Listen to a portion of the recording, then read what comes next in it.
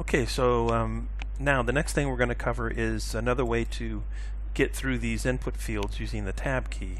It's common in quite a few computer programs, even Windows operating systems of various kinds. And so the way to do that is if you click in a field, you can enter a value, and instead of hitting enter, you hit tab and it goes to the next one. So that convention is alive and well in Blender. So let's hit 1, 2, and then now we're in rotation. Let's go 30 by 10 by 20. Okay, and then now we're in scale. Let's go scale of 2 by 10 by 0.5. Okay, so now we cycle through all of those and we're able to enter all those values in one go.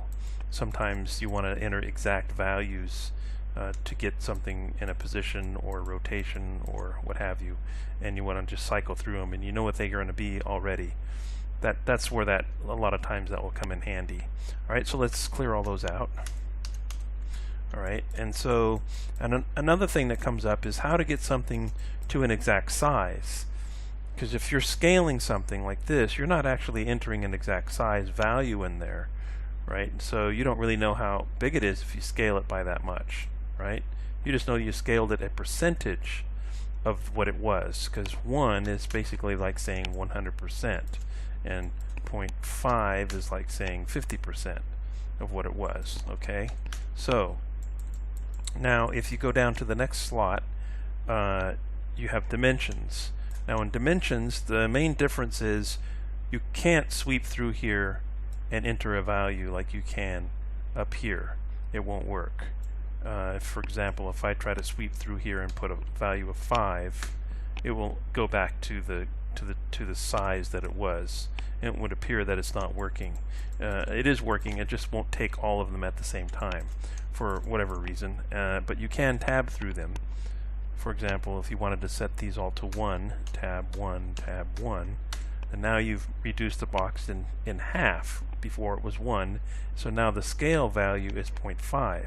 See, so that's just the other way to come at it. In other words, the math here is pretty simple, but it might not be if I needed this thing to be, you know, to exact specifications like 1.05228 by 7.96 by, you know, 4.258. All right, so it's going to round off to the nearest you know, decimal there. But you see, now I gave it an exact size, which would have been very difficult to get by figuring out what the scale was compared to what it get the scale value that would be necessary to create that exact size. A lot of times you need to get something to an exact specification, and this is a good way to start, because you could start with at least the dimensions that you needed and start building things together that way. Alright, so so now what it's doing is I input the dimensions here, but it's really stored in the scale value. So if I Alt S, then basically I've also cleared out the dimensions.